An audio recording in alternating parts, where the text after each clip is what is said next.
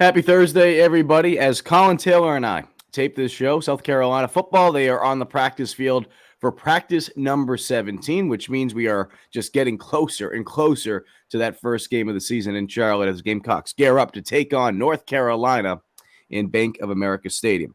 So here's what we're going to do today. We're going to be doing more shows on Thursdays. We're taping this one because I really want to be able to go down the list of positions, pros, cons. Collyn and I will be kind of playing off of each other. We kind of have our several positions that, one of us will talk about the pro, the other ones will talk about the cons, the strengths and the weaknesses, if you will. So, Collyn, let's get into it. Let's talk about the position that I know a lot of people are excited to see. Obviously, it starts with Spencer Rattler, but it trickles down. And you look at just the depth in that quarterback room. So let's talk about the QBs first. Yeah, I get the honor of doing the strength for this one, probably the easiest strength of any position on the team, and it's the strength of Spencer Rattler. He has been met with rave reviews by every single person that has talked about him this preseason. Juju McDowell called him an NFL quarterback this week. Marcellus Dial said he's not sure he's going to go up against a better quarterback all season, and that includes games with Drake May, games with a ton of other talented quarterbacks in the process. Trey Knox says he's hard to beat when he's clicking like this. So when you talk about the strength of this room, it's a veteran quarterback in Spencer Rattler who, from everything we've heard, has taken another step inside this Loggins offense.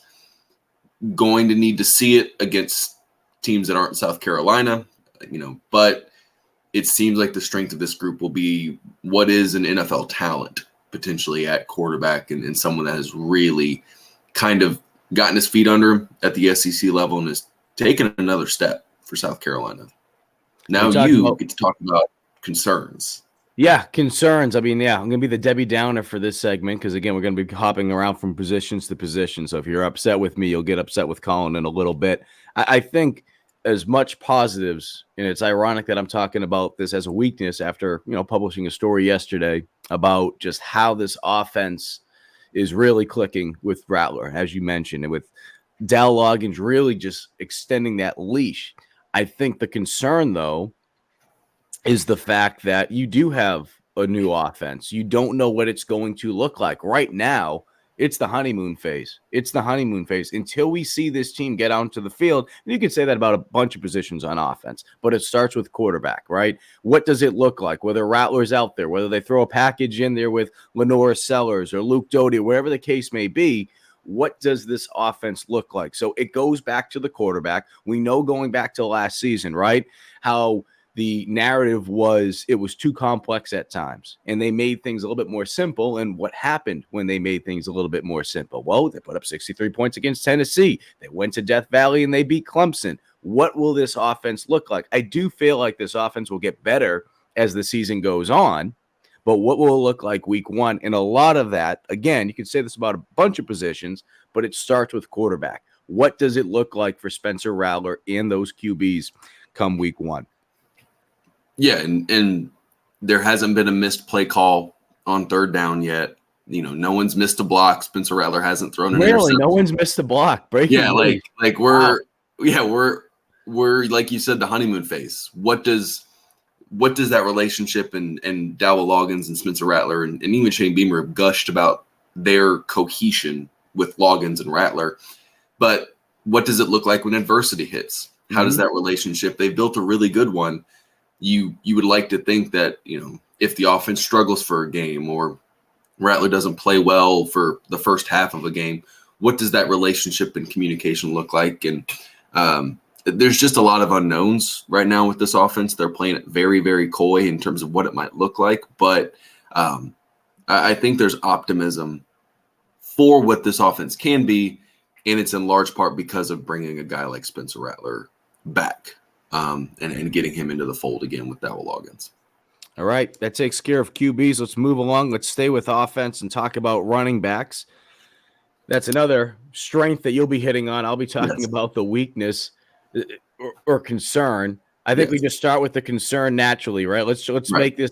Let's have people feel good about the running back. We'll end on a high note. Yeah, exactly. So naturally is just, and this is the phrase that I've used for months on our GC Live Talking Tuesdays, and I've used it in some of our stories as well, the lack of proven depth in that room. I mean, it goes without saying. There is talent when you look at that roster, when you look at it on paper, right? Even with the lack of experience that Takarion Joyner has as a running back, you can find some pros, which Collyn will get into in a little bit. But I think it goes without saying, right? We can talk about the O-line as well. Those are the two positions in particular that you just have the lack of proven depth at, especially in the SEC as well. Mario Anderson comes in.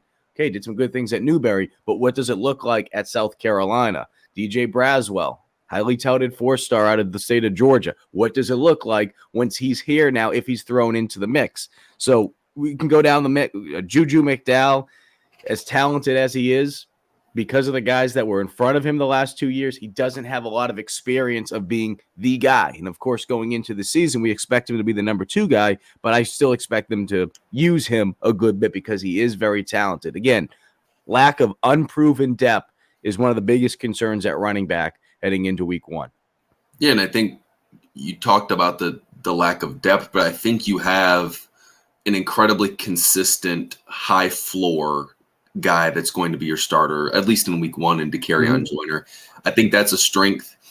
When you talk about a guy who has some big playability, he's been steady Eddie for you for so long, comes to, the old cliches of, brings his lunch pail and first one in, last one out, all the cliches about being a gym rat and all that. He just loves football. And I think that you got that at the running back position, and that's really going to help just the consistency. I mean, we saw it last year where they could have a game where they pop off for 5.5 yards of carry and just look the part running the ball. But they would have the games like Florida, like Missouri, like Georgia, where they just didn't get enough push up front. The running backs didn't make enough plays in a phone booth, for lack of a better term. But I think getting back to the strength, Takarion Joyner is going to give you consistency. You know what you're going to get week in and week out with that guy. And I think an underrated part of him is the fact that he played quarterback at the college level for a little bit. He understands what defenses are trying to do. He understands fronts, blitzes, all of those things. He's just another voice for Spencer Rattler. He can signal things. He can understand where the blitz is coming from, how they're about to attack it, help and pass pro.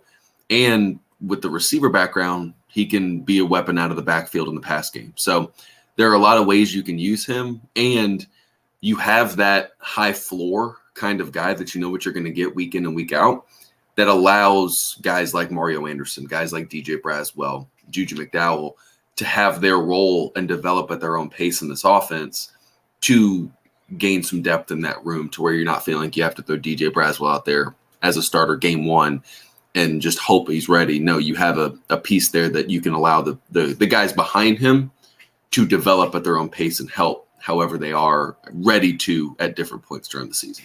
And another area to point out about a possible strength for Takarion Joyner, or at least one that we expect, would be his pass blocking. And the reason being is, in Montario Hardesty pointed this out in the spring, he has experience of being a personal protector. Now, obviously, it's not true apples to apples, but the point being is he understands what it's like to be able to pick up a guy coming right at you and being able to give your guy, in this case, to be the quarterback in comparison to the punter, some time for him to be able to make a play. So that's what running back is looking like. We're going to stay with offense, receiver, and tight end. So let's talk about here, buddy. You get the wide receiver position. Look, I think naturally it starts with juice, and based on what Shane Beamer has said, and I had an opportunity to speak with him at the Gamecock Central kickoff party. He's feeling fine. He's feeling fine. It's one of those things, though, that he's feeling pressure, no question about it, from the fan base of being back out on the field. But that's part of being in the SEC. I think outside of juice, though, I really like Xavier Legette. I really like what they're going to feel like what they can do with Marion Brown this year, AB. And then from there, right, we can keep going down the list of who those other 3 guys are. Is it Omega Blake? Is it going to be an Eddie Lewis? Right? You keep going down the list of the talent they have. Elijah Cladwell. Well, what we've heard about the true freshman. But my point is, I feel like they do have talent on the back end, and it's not just Juice. I mean, obviously there's a drop between Juice and Xavier Legette and AB in terms of the production over their careers, even though Juice has only been here for one season. Juice has proven it here. He's proven it at James Madison. But I do feel like what Legette did in that bowl game against the Gators, as well as how he responded after having a couple drops early on in the year. We know that some of those turned into interceptions. I felt like he was able to get a spark, an extra boost from that kickoff return, start the game against Texas A&M. And after that, you really were able to see him start to come into his own offensively. So I think with this wide receiver room, they have depth. And as AB mentioned at USC Media Day, that they have so many different guys when it comes to sizes. You have tall guys, you have short guys, you have fast guys, you have guys that are a little bit quicker in terms of just being able to play sideline to sideline ball and go out. I think they're really going to use the strengths of this wide receiver room. And it also plays into the fact of how Dal Loggins wants to make this offense look NFL style. A lot of it is just using sideline to sideline. It's not just the vertical game, which we'll see plenty of with the speed they have. And I know people are like, "Oh, about Nick Harbor?" Be patient. Yes. Be patient with him. He has speed. But I don't expect him to be in that top 6 mix right now. I think he can work his way into different packages. But I think right now, as he's making the adjustment, because remember, he played tight end in high school, all right, from an offensive position, all right? And he's in a different system where it's not just you're the fastest, you're the biggest guy. He's coming into his own. He's very intelligent. I think he'll be able to make an impact on special teams. But be patient, though, with Harbor. That's all I want to say, so that people don't say, geez, why didn't you mention anything about Nick Harbor? Yeah, and that's you've mentioned I get the concern for this group. You've mentioned there is a clear-cut top 3 when healthy in AB, Juice Wells, and Xavier Legette. The concern is just the kind of like with running back. There's just not a lot of proven depth behind those 3 guys who have played a lot of football for you. When you talk about Omega Blake, who's been on campus for a while and has some big play potential, but just hasn't played a ton in actual games. When you talk about, Peyton Mangrum, Eric Rice, Joseph Morris, guys that came in and, some of them have been walk-ons. Peyton Mangrum was a former walk-on or into scholarship. They just haven't played. They've played a ton on special teams, but you haven't seen a ton of them from an offensive perspective. Then you get into this freshman class with some talented pieces, Nick Harbor, Tyshawn Russell, Elijah Caldwell.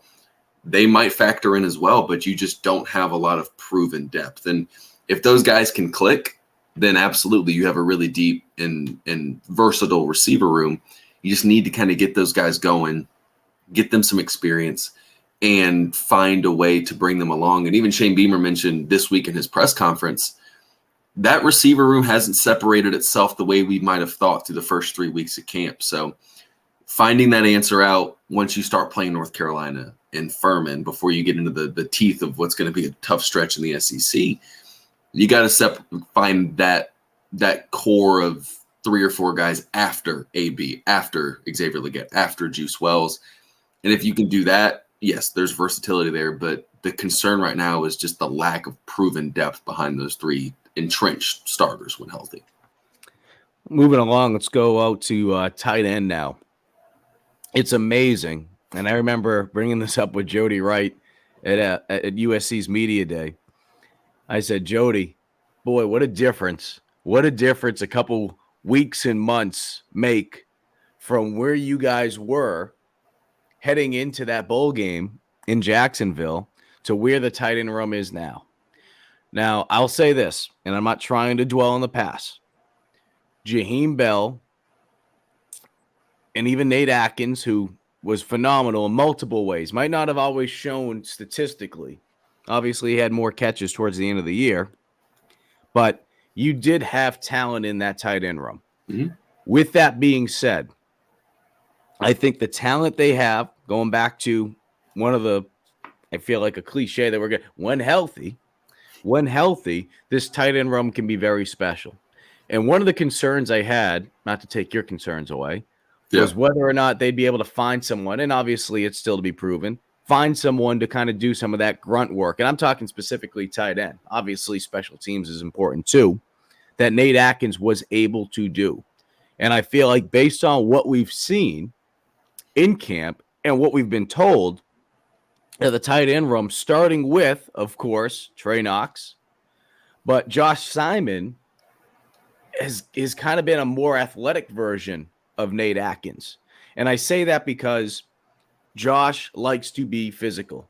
He's a very physical tight end. Nate Atkins, of course, your classic lunch peel guy, puts his head down, similar to Pat DeMarco. Simon is just more athletic. We've seen the way he jumps, and not saying that Nate Atkins isn't athletic, but the point being is I feel like there is an upgrade overall in this tight end room. And again, it starts with those two. You can keep trickling all the way down with some of the additions they were able to get, whether it be a Connor Cox or an Elksness coming in from Florida. They do have some talented guys in that back end. Might be a little bit, might take a little bit longer to develop some of those guys. But the fact that you have two guys that can go right in there, specifically Knox and Simon, I really like that duo. And again, because of the skill sets that both of them have, they're guys that can go out there, make catches, but they're also two guys that enjoy blocking. They can go out there, they'll stick their nose in there. Elksness actually talked about special teams. He likes sticking his nose in there about blocking. You have a physical tight end room. And talking about running backs, all right, we can talk about the O-line, which we will in a little bit. Being able to get some additional blocking on the outside from your tight ends as well as receivers, it can really make a difference in the run game. So I really like where the tight end room is right now, at least on paper. If Knox can look and be as healthy as he was, because again, we've seen him out there with the sleeve on his knee, the brace on his knee. He seems okay, but hopefully he'll perform that way once we get to week 1. Yeah, that's my concern. It's the health. If you just got to stay healthy, because yes, they've done a really good job restocking the tight end room. But when you get past Trey Knox and Josh Simon, kind of like with a few other positions, there's not a lot of proven depth. Elksness has been at Florida for a couple years, but was more of a special teams guy during his time. Then you add in the tight ends who are, McKeska and Connor Cox, and to a degree Cam Sandler, who's been working more with the running backs in preseason camp. You just got to stay healthy. You got to keep Trey Knox and that knee good. He's going to play against North Carolina. He's even said as much.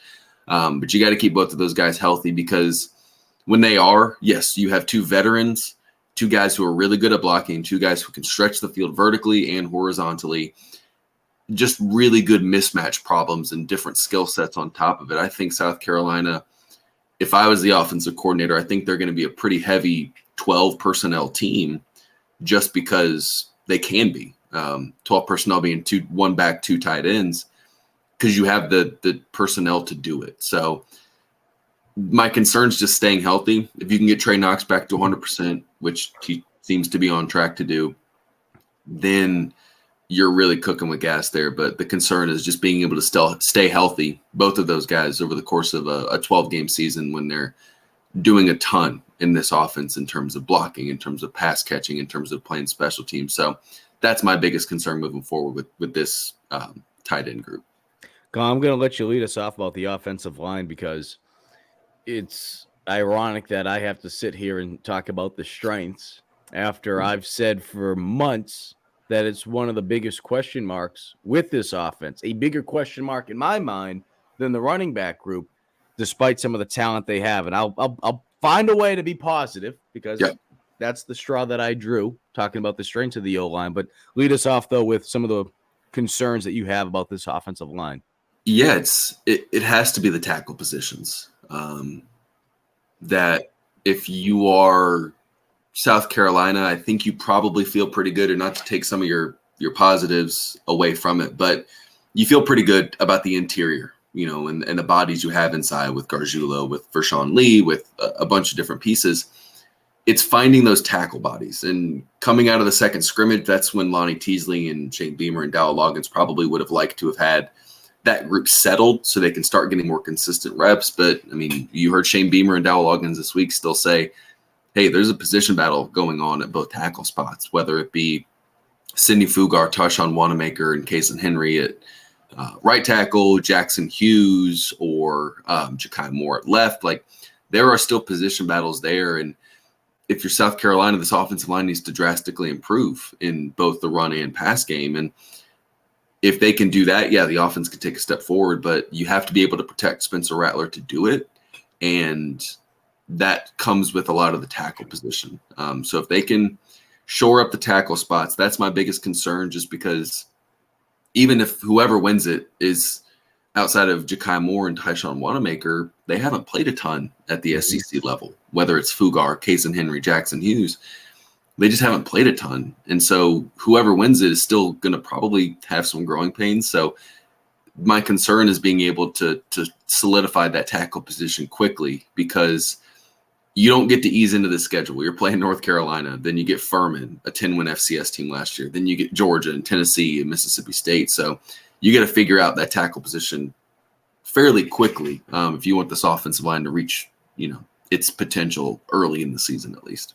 Yeah, Furman actually ranked 6th in the coaches poll in FCS heading into the season. I know some people could be like, "Oh, should be Furman by 40 points." I get that, but yeah, I think that could be a good. I think that could be a good game early on. And I think South Carolina should beat Florida. They will more than likely be double-digit favorites over the Paladins, but it's still a good FCS team. It's not like Charleston Southern a couple years ago was power ranked as one of the worst FCS teams, and you saw you're not playing a TikTok Tech or a Cupcake team, right? You're playing a quality FCS opponent. They're gonna bang you up a little bit, and then you got Georgia the next week. So we'll have plenty of time to talk about those matchups in the next couple of weeks. There's probably people rolling their eyes right now. And again, I'm not saying that Furman's going to beat South Carolina. What I'm saying is I think this is a team that's going to come out hungry, and it will be a good first quarter game. And then after that point, South Carolina should be able to take control, just because they're bigger, faster, stronger, and hopefully the offense is gelling after week 1 a little bit, so they're able to get some momentum. And that's what you need before you play Georgia. Right. So continue. Now you get to come up with some strengths there, Yuva. What you got is some of the strengths of this offensive line. Oh, boy. Well, I think, honestly, the fact that you have the ability to plug in Nick Gargiulo practically anywhere in the offensive line. I mean, here's a guy that coming in, we all assumed he was going to be the center heading into this season. And the beauty of the experience that he has at Yale, and just the tenacity, the strength, the knowledge, whatever you want to say positive about Nick Gargiulo. I mean, shoot, we'd have a CVS receipt, for crying out loud. You'd hold it up here and go to the floor. So Gargiulo is one of those guys. We talk about some of those weaknesses. God forbid they feel like the tackle position, especially the left tackle position, right? If they feel like the tackle position is an area where they have concern after week 1, and it could be in the middle of the game or week 2, whatever the case may be, Gargiulo's a guy that you can move around, and it could hopefully cover up some of those blemishes. So I start with Gargiulo because, again, yes, he doesn't have experience of playing in the SEC, okay? But from everything that we've been told, and I can tell you, going back from my college coach who had a game plan against him when he was at Yale, first thing he told me when he came to South Carolina, he's like, "Mike, this guy had no business being in that conference. He is a stud. He is a dog." Okay? I mean, it's rare that you have teams having to game plan against an offensive lineman, for crying out loud. That's how good he was. So I say that because Gargiulo has come down here. He's earned the respect of his teammates. We've heard that from numerous players. Everybody, every player, whether it be offensive lineman, whether it be Spencer Rattler. He is I think the exact phrase from Fugar was, he's the heart and soul of the offensive line. What does that tell you? Okay, so again, I start with Gargiulo because I feel like he is going to be a vital part to the success of this offense. Now, talking about pros, it can't just be one guy, right? What does Vershawn Lee do? There's some question marks because you're replacing 60% of the starting snaps on the offensive line from a year ago. Vershawn, yes, he wasn't a center, but he has experience of being up front. And he has slowly become a leader on that offensive line. Obviously, Gargiulo is just a natural leader. He's the only captain at Yale. What does that tell you, right? I mean, a program like that, 130 plus years of football. But Vershawn Lee is a guy that has come in. He has good leadership. And the fact that he's been able to mesh with Gargiulo, some of the other transfers that have come in, I think it just speaks volumes of the leadership that he has. So with this offensive line, I think the big question is obviously the things that you mentioned, but how quickly can they gel? How quickly can they come together? We've heard from preseason camp that they're meshing pretty well together, and they're doing little things by coming in outside of the allotted time that the NCAA allows their student athletes to be there. They're coming in as a unit to go over different scenarios, to watch film together, to be able to build that rapport. So I think it should make you feel a little bit better. And the other thing too is, and it all depends the way you look at it. It's kind of like a glass that's half full, half empty, is you do have a new offensive scheme. I felt like at times last year with the zone blocking, even the last 2 years, they really struggled with it. They really struggled. I feel like you'll see more man blocking this year from the offensive line. That doesn't mean that you won't see any zone blocking. You'll see some zone blocking as well. But they really struggled. They really struggled as a unit for whatever reason with zone blocking.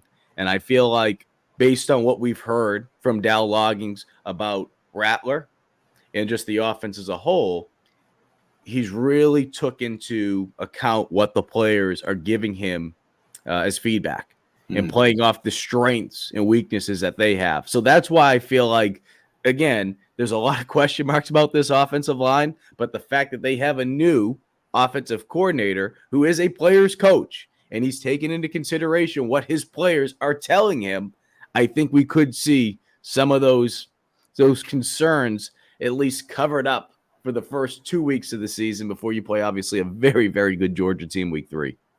Yeah, absolutely. And you'll learn more about this offensive line as the first few games go on. But now we get to transition, Mikey, to the defensive side of the ball, where we get to talk now about the defensive line. Do you want to do concerns first on the defensive line? Because I get concerns. Yeah. Do you start with the concerns? Yeah, we'll start with concerns with the D-line. We'll work our way back. We'll go D-line, linebacker, and go back to defensive back. I get a lot of this is my last concern. I get strengths to close us out. Now look at you. I'm gonna be the wet blanket in the room. Yes. So I think with the defensive line. What's your positive there for the defensive line? That you do have experience in certain spots up front, pretty much all spots, really. Yep. You know, you look at Tonka Hemingway coming back, you have Boogie coming back, and this is going to probably play into some of your concerns, which I'm sure will be either either health or proven depth. But you have guys like that on the interior. Obviously, that's going to be very difficult to replace Zach Pickens, which I'm sure you'll talk about for D-tackle. You go to the outside, and yes, while they have been able to bring in some talent over the last couple of days from the transfer portal at edge, and they've been able to, they've been able to bring in some talented guys like a Desmond Umeozulu. I think the big thing is, can those guys stay healthy? Which, again, I'm sure you'll talk about. I just feel like Jordan Strong coming back, Terrell Dawkins, if they can just give you just even half of what they could have given you last year if they were 100% healthy, I feel like it can be enough to help South Carolina develop some of those young guys behind them, some of the guys that have either come in as transfers as well. Give them some time. Give them some time so that you can build some depth. I think based on the talent that they have in that edge room, and even in the defensive tackle room, but especially the edge, just give your guys enough. And I know you don't really have the time because you got to play North Carolina week 1. Yeah, we're 9 days away. It's coming. But what I'm saying time is do enough week 1 against North Carolina. Do enough against, even though we've mentioned that Furman should be a team that Furman will be a team that could come in here and give you some headaches, at least early on. It should be a team that you take care of as the game plays out. If they can get through those first 2 weeks healthy and just giving the younger guys behind them and the transfers that have come in time to get acclimated a little bit more, you're going to really see, I feel like, an edge room and a defensive tackle room that can get better as the season goes on. I feel like there will be improvements on offense. We're talking about the offense as a whole, but specifically the defensive line too. When we're talking about the defensive side of the ball, I think they'll get better. It's just, can you be healthy enough? Can you be healthy enough to give the guys behind you enough time to improve? And I think, look, if Strong can stay healthy, I mean, he was the guy last year going into the season. I thought he was going to lead the team in sacks. I thought he was going to be a guy that was really going to be high up on draft boards just because of the talent that he has and what he's proven in the past. I mean, shoot, a couple of years ago before he transferred in, he was tied for first, but he led the country in sacks. Mm-hmm. So what does that look like coming back from another leg injury? And, for Trell Dawkins, he's been dealing with injuries throughout his whole career. That's another positive before I toss things over to you.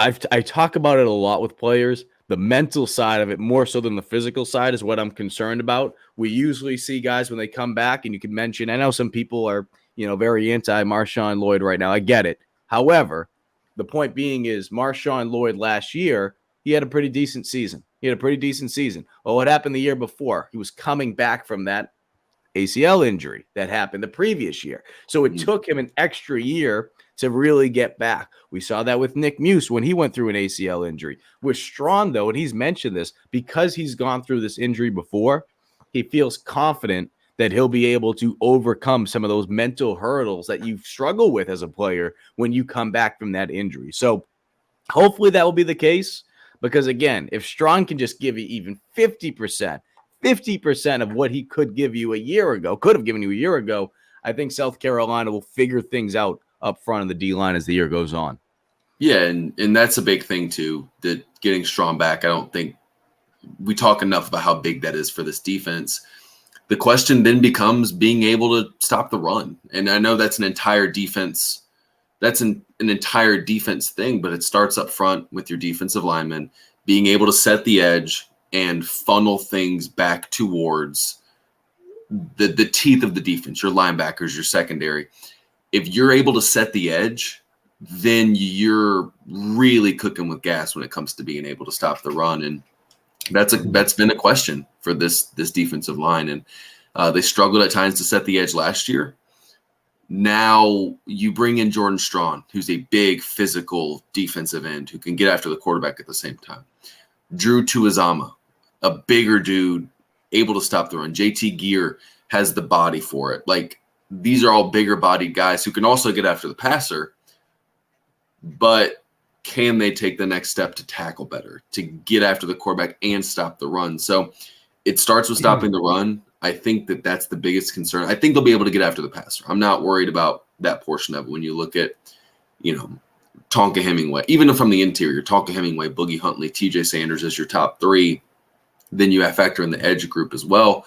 It's being able to set the edge and tackle on the interior so that the 4 or 5 yard runs you were giving up last year turn into, 2 yard runs or even tackles for loss this season. So my concern is being able to set the edge. If they can do that, this defense has a chance to take a step forward, especially in the run game. But it's going to be one of those situations where you have to go out there and see it and see how Strong comes back from, this injury, see how other guys develop and stay healthy. But if you can do that, then I think this defense has a chance to take a pretty significant jump up in run defense. All right, let's move back now to linebacker. And this is an area similar to the defensive line. We're going to sound like a broken record. But to me, the first thing that you have to talk about when you mention the linebacking group is just how healthy they are going into week one and how healthy can they stay throughout the course of the season.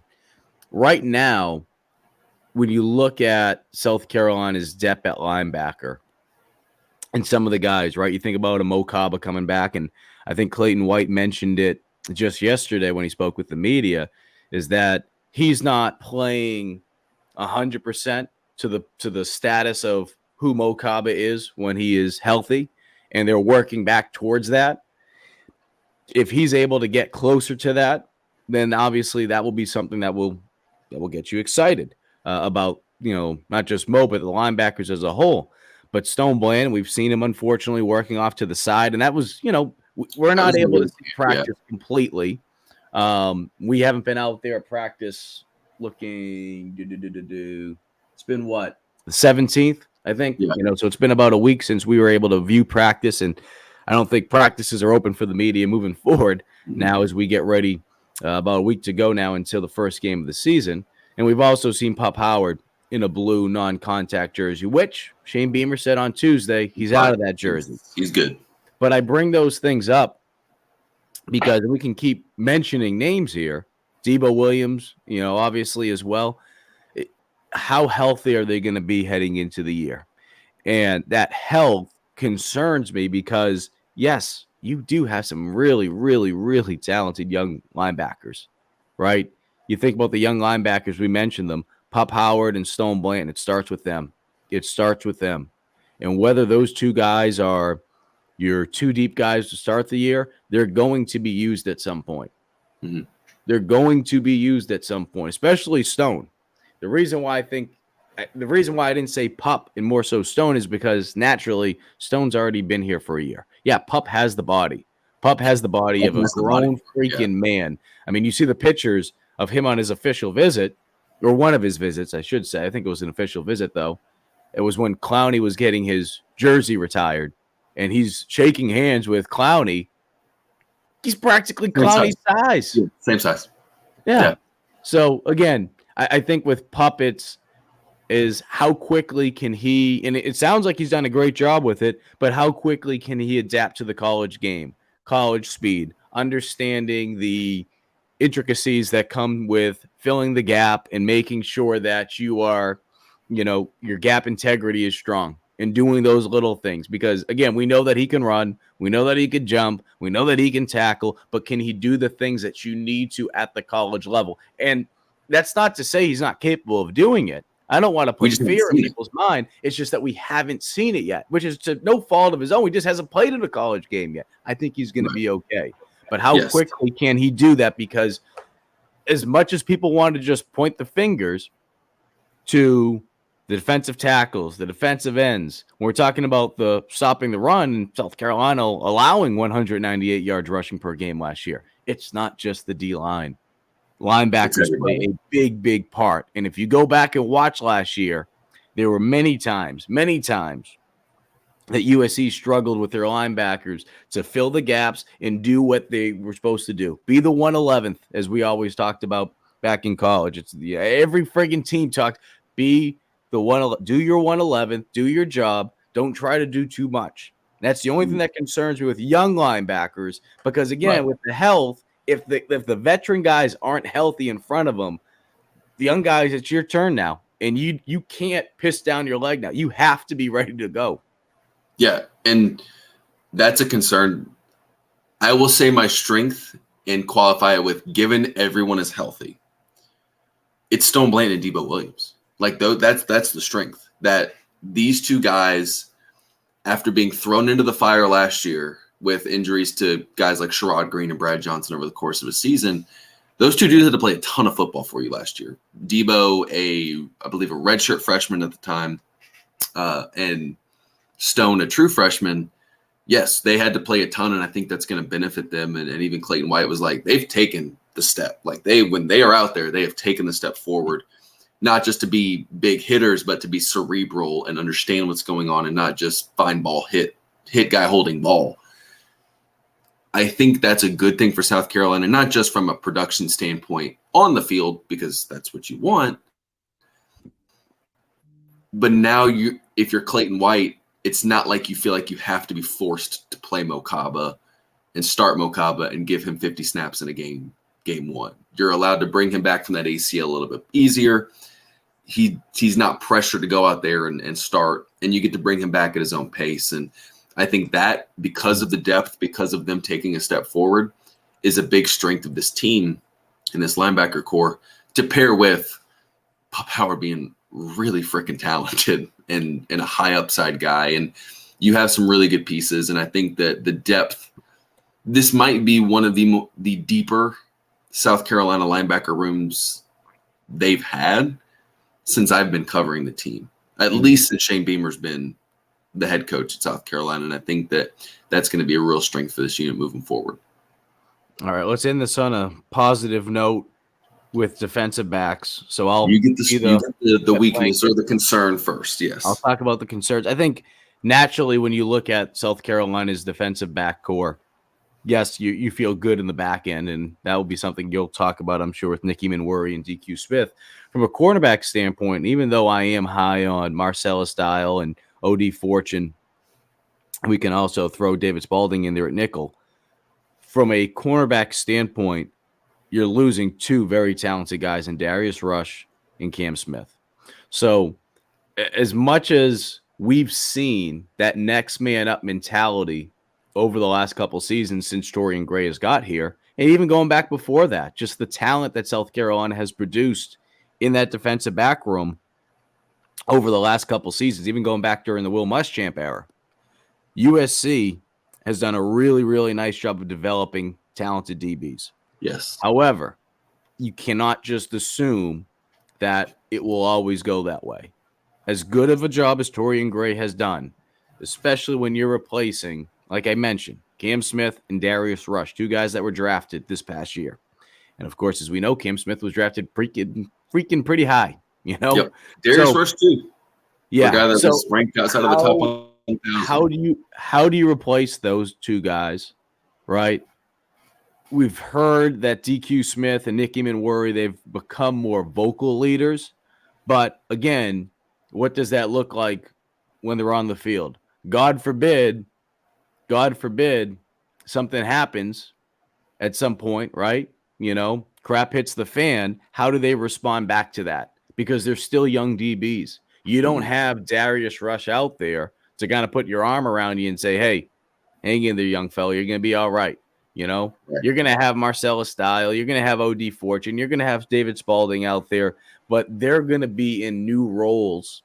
You know, Spalding, of course, he started a bunch of games at nickel a couple of years ago until Carlins Patel came in. But my point being is you need to develop that leadership out there, and it can't just be from the younger guys at safety. Marcellus Dial, O.D. Fortune, Spalding, one of those guys is going to have to step up as well, because again, you have two talented safeties, but they're still young. And I do feel like they're going to do a nice job of being vocal leaders, but at the same time too, they're young guys, they're sophomores. So that's something that concerns me a little bit, of just being able to have that voice out there that can help those guys up if they need that pick me up. Yeah, I think your strength's your top 3 or 4 guys. You know what you have. Nicky Manwuri and DQ Smith. You know, maybe when you look in the SEC, I don't know if there's a better 1-2 punch at safety right now. I mean, it's a top 3 or 4 group in the league in terms of safeties. Then Marcellus Dial. He's taken the jump. Yes, there's questions about going from the number 3 or the number 2 corner to being the guy, but he seems to be ready to take that jump. The staff seems to think he's ready to take that jump. So that's great. O.D. Fortune seems to have really brought himself along, and the physical tools have always been there. It was just about getting him reps and getting him more mentally consistent. If he's done that, he's got a chance to be a really good corner for South Carolina as well. So you have faith. It's a very, very strong top 4 for South Carolina, I think, on paper. That's something that you can really hang your hat on. You know, you mentioned the concerns about what comes next at nickel, what's after those guys if they get banged up for some reason. But you have another strength. You have a really talented young core of DBs. Inexperienced maybe, but when you look at Keenan Nelson, Emory Floyd, who's taken some reps with the ones, Vakari Swain, who's a top 50 fringe player in the On3 rankings, Jelon Kilgore, who was a blue chipper that comes on campus in the spring and is like, yep, he's in the 2 deep. Like, I fully expect Jelon Kilgore to be in the 2 deep once that's released next week. So you have a really young core and a really good top 4. It's just about getting those from where the top 4 is in this young core and kind of getting that young core to meet that top 4. But it's a really deep, they went out and tried to restock the heck out of that room, Torian Gray and Shane Beamer did. And I think they've done a good job of it. It's just a matter of getting those young guys up to speed, but it's a talented group. Another strength as well is that you have arguably one of the best defensive back coaches in the Yeah. country in Torian Gray and what he's been able to prove in his first 2 years. Special teams wise, I know we didn't have this down here, but I do want to mention this when we're talking about strengths. Obviously, it starts with Pete Lembo, right? But a lot of people will naturally say Kai Kroger and Mitch Jeter, which I understand. But on top of that, and Beamer has pointed this out so many times, and I'm so glad he has. It's not just those two guys. You also have your starting long snapper back in Hunter Rogers, You're starting and Holder back. your starting holder. Like the fact that you have your holder and your starting long snapper back, especially the starting long snapper, because he's doing the long snaps for punts and kicks for PATs. That is so massive because when you talk about operation time and how quickly the ball's getting kicked, but as a kicker, just the little things, right? The Kai Krogers of the world, the Mitch Jeters of the world, just knowing that your operation time should be around the same as it was the previous year, that should make you feel good. And the guys that are around him, it feels like, based on what we've been told, listening to Pete Lembo yesterday and listening to Pete Lembo going back to USC's media day and even listening to Kai Kroger at SEC media days, you have players that want to play on special teams now. Well, we hear that all the time, right? They're trying to help their draft stock. They want to, whatever the case may be. But listening to Kai, listening to Mitch, the sigh of relief that they feel knowing like, hey, we have guys out there that truly want to be out here. I'm not going to have to worry about them missing a blocking assignment. Now, listen, things happen, okay? No. I don't want people to clip this. God forbid there's a block kick or a punt, or whatever the case may be, and hopefully that won't be the case. But the point being is you have guys out there that want to be out there on the field. I promise you. It's not even Division II, Division III, or FCS. I guarantee you can find players in the SEC. I guarantee you could have found players at this very university at South Carolina a couple of years ago that did not want to be out there on special teams. That has changed now. That has changed. And that makes a major difference if you are a punter like Kai Kroger, a kicker like Mitch Jeter, a long snapper like Hunter Rogers, or a holder. That makes those guys feel so much better because they know they have guys out there that want to be there. Absolutely. And you got to figure some things out from a return specialist perspective, kickoff return, punt return. But there are things I'm worried about with this team. I don't think special teams is one of them. The only thing that you could find as a concern is the fact that teams are going to be ready for fakes. They're going to be ready for the unknowns. But here's the thing: if teams are spending 15 minutes in a practice, it's a positive. It's a negative, even though it can be a concern and a negative or whatever you want to phrase it. At the same time, too, like you said, on the other side of that coin, they're going to have to spend more time. And I can tell you, I mean, shoot, there were times in college where we would be preparing for a team. I think it was Stonehill. They had one of the best punt returners, kick returners in the country. He had at the time. He had the record for the NCAA all divisions for returns for touchdowns. That's been broken. Shout out to Deontay Hardy, proud product of my alma mater. Now he holds the record on all divisions. But the point being is because they were so talented on special teams, you spent so much time preparing for that. And it took time away from being able to go out there and spend time on your offense. And when you do that, shoot, is it going to surprise people that we came out, we looked like crap on offense that day? No. So, I mean, North Carolina, you want to talk about putting their coordinators and putting Mac Brown's head in a pretzel. Never mind the fact that you have to prepare for an offense that you don't know what the hell that's going to look like. They've probably been watching footage and film of Dow Loggins from his NFL days, right?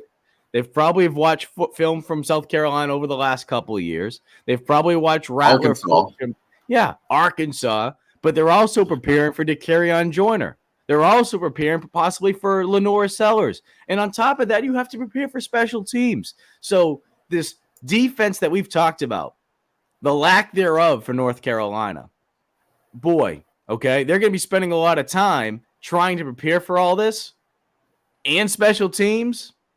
That offense is not going to get as much work. They have a very talented quarterback, and I know Gamecock fans are tired of hearing about Drake May. Get that.